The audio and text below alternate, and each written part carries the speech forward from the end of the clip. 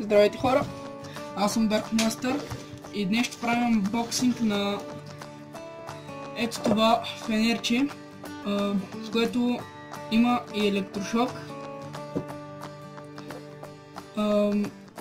Пише, че е полицейско, но сега ще видим.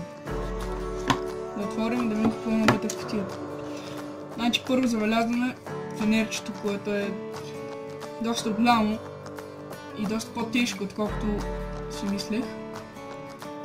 Но да, ще го делим настрани за малко. Така виждаме кабелчето, зарядното, да, това е зарядното, което е доста късичко. И това не ми харесва, че е доста късичко зарядно.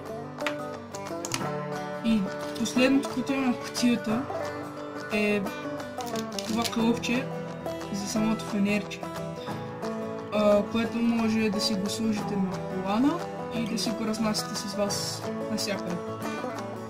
И така да започнем с фенерчето. Фенерчето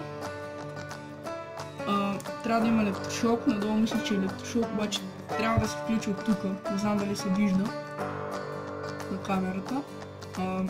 Ето тук, давате му, цъкате му on и то работи фенерчето.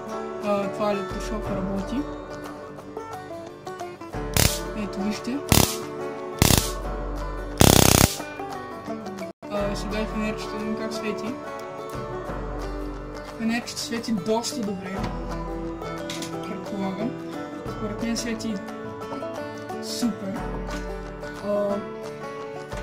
Да, и общо взето от цялото фенерче е това.